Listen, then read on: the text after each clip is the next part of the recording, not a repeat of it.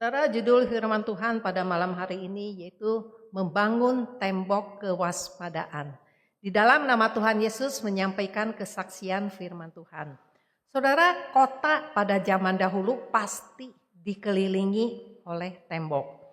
Tembok ini adalah bagian yang sangat penting.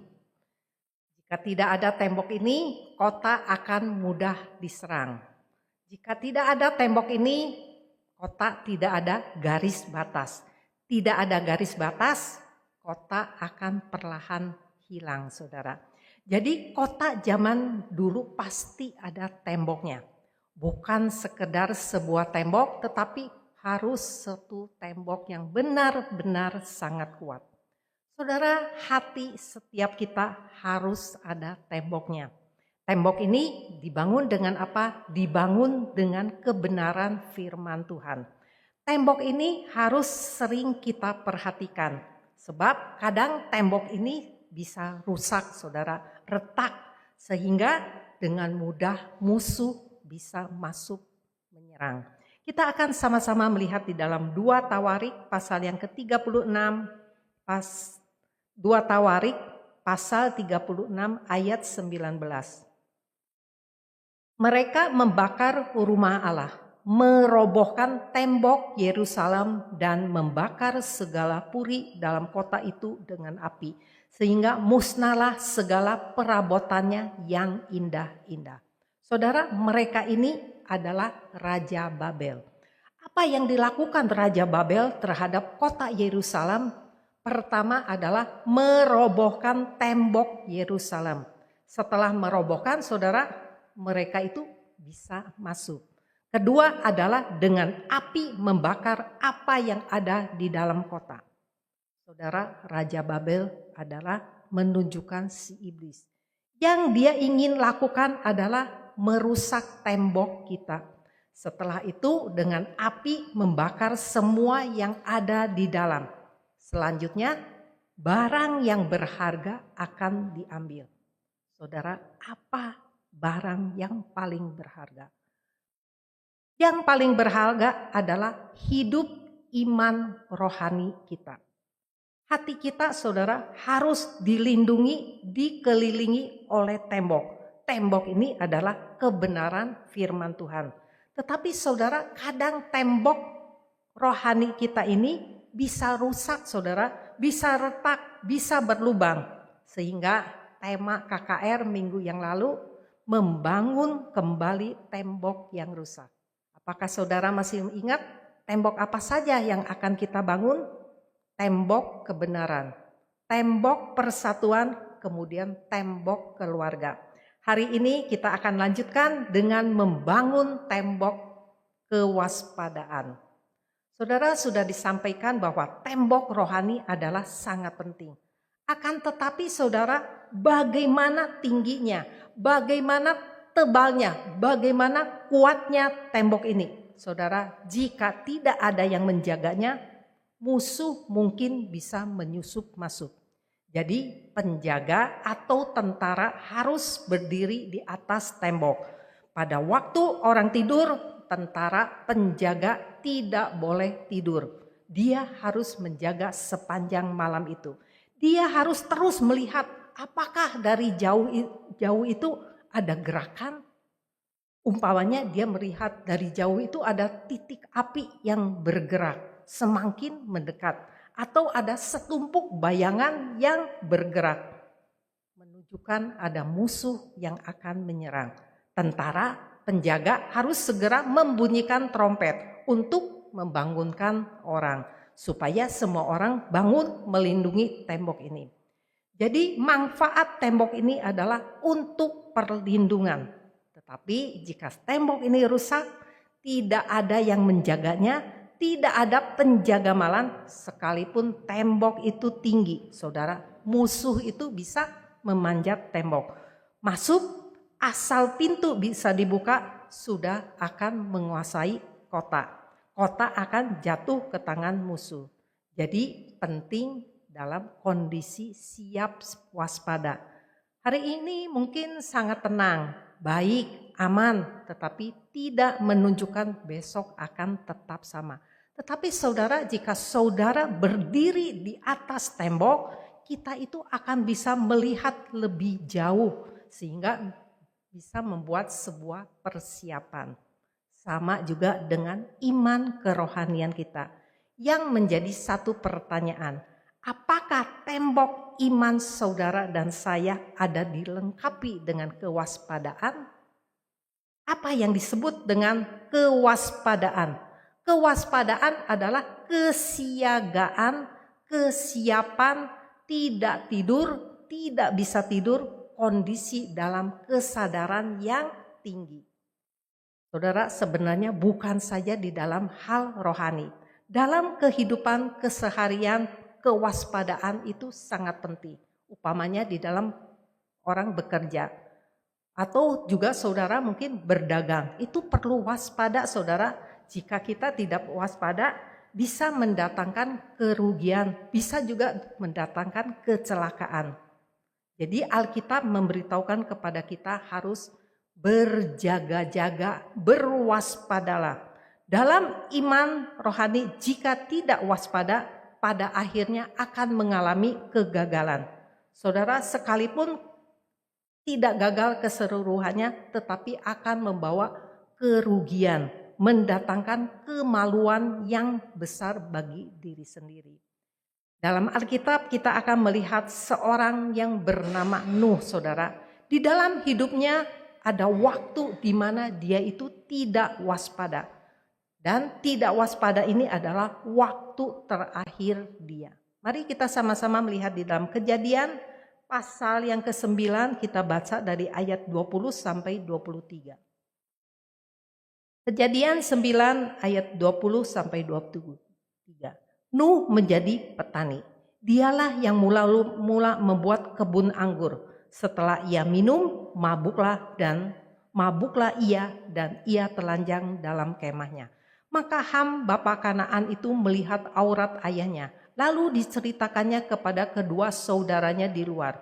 Sesudah itu Sem dan Yafet mengambil sehelai kain dan membentangkannya pada bahu mereka berdua. Lalu mereka berjalan mundur. Mereka menutupi aurat ayahnya sambil berpaling muka. Sehingga mereka tidak melihat aurat ayahnya. Di sini saudara memberitahukan kepada kita seorang benar yang bernama Nuh. Dia ada waktunya lemah, tidak waspada. Ini adalah celah lubang di dalam pekerjaannya. Saudara, sebelumnya Nuh itu sangat baik. Dia itu sangat waspada. Pada waktu Tuhan memerintahkan untuk membangun Batra, saudara, dia itu sangat waspada. Dia segera mendengar perintah Tuhan. Seperti seorang yang baru percaya Tuhan. Itu biasanya lebih waspada. Baru dibaptis, lebih semangat. Selanjutnya Nuh membangun Batra, kira-kira kurang lebih 100 tahun saudara. Karena waktu itu ada pekerjaan sehingga setiap hari Nuh sangat waspada. Sebab dia tahu Batra selesai dibangun, air bah akan segera datang. Jadi dia harus rajin. Tiap-tiap hari ada tujuan, tiap-tiap hari ada pekerjaan. Jadi saudara, dia waspada. Di sini juga memberitahukan kepada kita, sama dalam melakukan pekerjaan pelayanan, pekerjaan Tuhan. Saudara, jika seseorang setelah percaya Tuhan tidak ikut di dalam pekerjaan Tuhan, terhadap gereja tidak begitu perhatian, sekedar datang, selesai kebaktian, lalu pergi, tidak ada tujuan, tidak ada satu pekerjaan, saudara, dengan demikian dia itu akan sangat sulit untuk waspada. Tetapi saudara, waktu Nuh membangun Batra adalah sangat waspada. Selanjutnya periode ketiga, yaitu Nuh di dalam Batra. Nuh di dalam Batra waktunya adalah sangat panjang saudara. Tetapi waktu di dalam dia juga sangat waspada. Mengapa saudara? Sebab di luar air itu bergerorak kencang saudara. Itu sangat menakutkan. Sekalipun mungkin Batra ini desain sesuai dengan perintah Tuhan. Tetapi saudara, terus Batra itu digoyang-goyang, diombang-ambing. Bisa dia juga berpikir, tenggelam enggak ini Batra? Tentu dia itu merasa tegang sekali. Kemudian begitu banyak binatang di dalam batra. Sekeluarga juga di dalam batra. Saudara, dia harus bertanggung jawab untuk keselamatan mereka. Jadi tentu dia itu tiap hari pasti berdoa. Setiap hari mungkin dia menengok jendela yang ada di atas batra. Jadi waktu itu Nuh juga sangat waspada. Adalah seperti apa saudara? Seperti kita sedang menghadapi kesulitan di dalam hidup. Umpamanya usaha saudara sedang jatuh. Tiap hari tentu kita itu pasti akan berdoa. Atau di dalam keluarga ada yang sedang sakit. Pasti saudara tiap hari kita akan sungguh-sungguh berdoa. Saudara, ada seorang saudara kita punya 2 anak. Yang pertama anaknya itu normal. Tetapi yang kedua ada kekurangan. Karena sudah memutuskan untuk dilahirkan, dia itu memohon kekuatan Tuhan untuk bisa memeliharanya. Mungkin bagi sebagian orang sudah dibuang, tidak mau. Tetapi dia adalah orang yang takut Tuhan. Suami istri ini membiarkan tetap dilahirkan. Anak itu ada cacatnya saudara. Tetapi dia tahu dia itu harus lebih mengasihinya. Jiwanya juga berharga di mata Tuhan. Saudara ini bertekad, selama anak saya masih hidup, saya akan berdoa dan puasa. Puasa sarapan pagi, saudara. Seperti kita KKR, jadi pagi tidak makan, siang baru makan, saudara. Ini adalah tanggungan saya seumur hidup, salib saya seumur hidup. Tuhan memberikan anak ini tentu ada maksudnya. Saudara, karena itu tiap hari dia itu waspada, berdoa, dan juga puasa. Sampai sekarang saudara ini tidak mudah. Saudara, pada umumnya orang dalam badai, di dalam angin adalah sangat waspada. Mungkin kesehatan badan kita tidak baik, ada beban berat, mendapat tekanan, dalam rohani banyak sekali tantangan, masalah di dalam keluarga, gereja menghadapi masalah. Pada waktu itu kita akan sangat waspada. Yaitu secara otomatis akan waspada. Seperti kita naik pesawat saudara, diajruk-ajruk naik turun saudara. Apakah masih bisa tidur? Boro-boro ya saudara, udah tidur pun pasti terbangun. Jadi Nuh di dalam batra itu juga sangat waspada. Tetapi yang menjadi satu pertanyaan, kapan Nuh tidak waspada? Nuh tidak lagi waspada setelah keluar dari batra saudara. Memang juga tidak bisa disalahkan. Nuh berpikir sudah demikian lama waspada, apakah tidak usah waspada lagi? Apakah tidak boleh membiarkan diri untuk beristirahat, untuk rileks, untuk santai sebentar? Saudara, maka dia melewati hidup yang lebih santai. Ayat 20 yang kita baca, Nuh menjadi seorang petani. Menjadi seorang petani, dia menanam apa saudara? Dia memilih menanam anggur. Nuh bukan menanam gandum, jagung, atau buah apa. Dia menanam anggur. Mungkin dia menyuruh anak-anaknya itu menanam yang lain-lainnya itu. Dia sendiri menanam anggur. Mengapa anggur? Anggur adalah buah tingkat kelas tinggi saudara. Tentunya juga bukan untuk dijual saudara, untuk dapat uang. Mau jual ke siapa? Tidak ada orang saudara pada waktu itu. Tetapi adalah dari anggur bisa mendapatkan wine, arak saudara. Untuk bisa menikmati, untuk kesenangan. Saudara sebenarnya mau menikmati juga bukanlah sesuatu yang salah. Bukan berarti orang Kristen tidak boleh setitik wine pun tidak boleh. Tetapi masalahnya timbul di mana? Saudara, masalahnya adalah keluar batra, Nuh mulai kehilangan kewaspadaan. Hidup semakin tenang, sudah tidak ada ketegangan apa-apa lagi. Jadi setiap bangun tidur dia lihat kebun anggurnya. Apakah saudara pernah melihat kebun anggur? Saya beberapa kali melihat. Wah, sungguh. Itu anggur rindang, kemudian itu anggurnya setandan itu, waduh, nggak tinggi saudara. Mau difoto juga harus jongkok, waduh itu benar-benar sangat indah saudara. Dan dia setiap pagi bangun tidur, wah lihat kebun anggurnya. Saudara, langsung dimakan? Tidak begitu enak saudara. Dia itu menyadari sari anggur dibiarkan lama menjadi arak. Secara otomatis fermentasi. Mungkin ditambah sesuatu atau setelah fermentasi atau jadi jus, ternyata rasanya enak sekali saudara. Saudara, Alkitab tidak mencatat bahwa dia itu tidak berdoa. Tetapi kemungkinan setelah keluar batra, pusat hidupnya tidak lagi di dalam berdoa. Sudah tidak lagi menantikan Tuhan. Nuh sudah kehilangan tujuan baru di dalam kerohanian. Sudah tidak ada yang dikejar lagi. Bagaimanapun saya itu sudah menyelesaikan pekerjaan, sudah keluar dari batra. Saudara, waktunya rileks, waktunya santai, waktunya menikmati. Saudara, pada waktu seseorang tidak ada tujuan baru di dalam kerohanian, dia akan menyantaikan diri. Jika membiarkan diri santai, maka segala masalah akan muncul.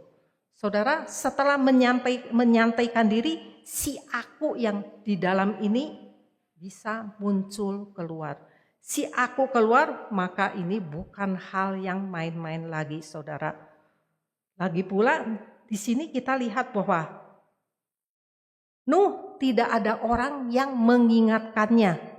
Sebab di dalam keluarga dia itu paling senior. Siapa yang berani mengingatkannya? Si bos siapa yang berani mengingatkannya? Jadi dia menikmati hidupnya sendiri. Lalu apa yang terjadi saudara? Dengan anggur buatan sendiri minum. Nuh minum sampai bagaimana saudara? Minum sampai mabuk bahkan telanjang. Saudara, mabuk di dalam araknya sendiri. Pikirkan saudara, mabuk karena arak sendiri. Saudara, mabuk Nuh adalah karena arak. Mabuk saudara dan saya belum tentu arak di dalam cawan.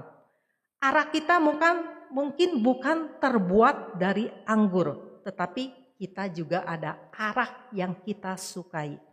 Pada waktu kita dibuat mabuk oleh sesuatu yang kita buat sendiri, kita bisa tidak hati-hati.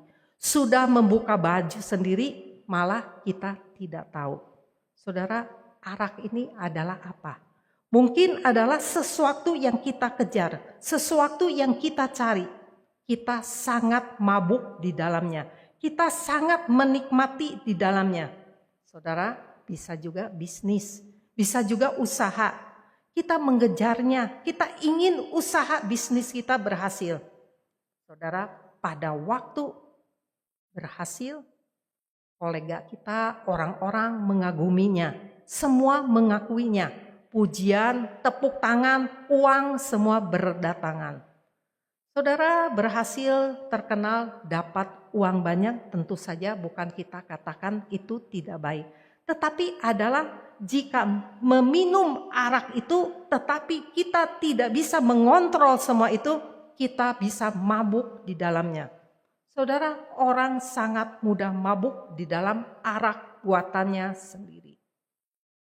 Saudara suka arak apa? Saudara, iblis akan membiarkan kita minum sampai kita mabuk. Pada awal minum kita tidak mabuk. Kita bisa berkata, saya bisa mengendalikan diri sendiri. Saya akan tetap berhari Sabat. Jika kemudian tidak bisa seharian, kita akan berkata setengah, saya akan datang setengah hari. Minggu ini sibuk, tidak bisa datang, minggu depan saya akan datang. Terakhir 1 bulan 1 kali. Saya tidak lupa sama Tuhan. Pelan-pelan saudara mabuk. Mungkin usaha, bisnis, pekerjaan kita, mungkin juga hobi kita. Dalam apapun sehingga kita merasa dimabukkan, saudara, itu adalah arak. Bahkan arak ini juga adalah pekerjaan kudus. Mungkin saudara berkata tidak salah dengar, dimabukkan pekerjaan Tuhan, pekerjaan kudus, apakah bukan arak? Ada orang melakukan pekerjaan kudus sangat menikmati, saudara, sangat enjoy. Disuruh bersihkan toilet, dia tidak enjoy. Saudara, pekerjaan yang dilihat banyak orang merasa sangat enjoy. Orang banyak melihatnya, wah semua muji, bagus. Tentu saja saudara, pekerjaan yang orang banyak melihatnya itu sebenarnya adalah sangat bahaya. Tentu saja pada waktu kita melakukan, kita harus melakukannya dengan baik, dengan benar, harus berusaha. Sebab kalau kita melakukan tidak baik, bakal ditegur. Benar bukan saudara? Tetapi melakukan baik, orang akan mengakuinya. Orang akan memujinya. Tetapi kita hati-hati. Jika sikap hati tidak benar, maka ini adalah arak. Kita bisa mabuk di dalamnya.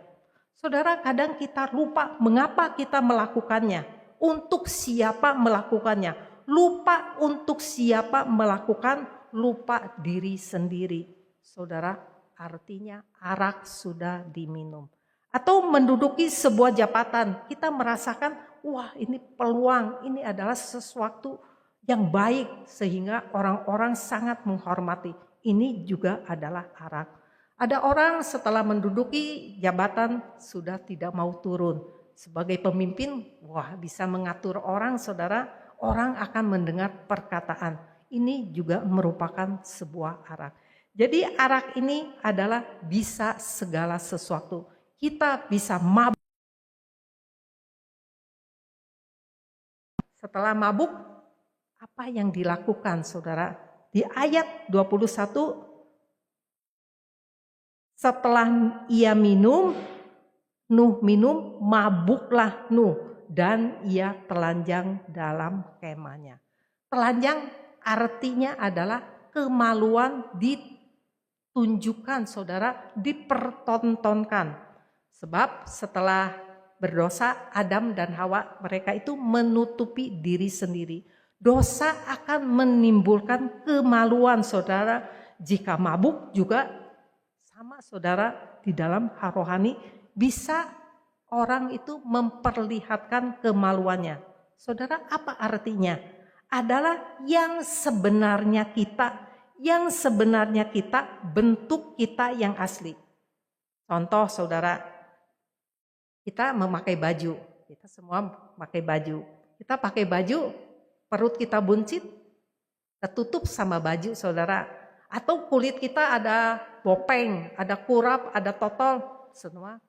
Karena kita pakai baju, semua ketutup saudara. Tetapi jika baju dibuka, saudara semuanya akan kelihatan. Yang buruknya kita, semua akan nampak keluar.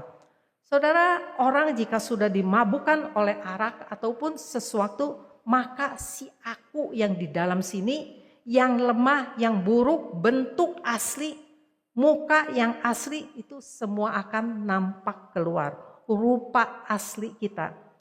Lalu bagaimana kita tahu sebenarnya orang itu? Yaitu pada waktu dia berhasil. Pada waktu dia banyak uang. Pada waktu melakukan apapun sangat lancar. Saudara, bentuk aslinya akan nampak. Artinya apa saudara? Dia sudah telanjang saudara. Jadi di dalam rohani Tuhan Yesus juga menyuruh kita harus waspada. Kita akan baca di dalam Wahyu pasal yang ke-16. Wahyu 16 ayat 15.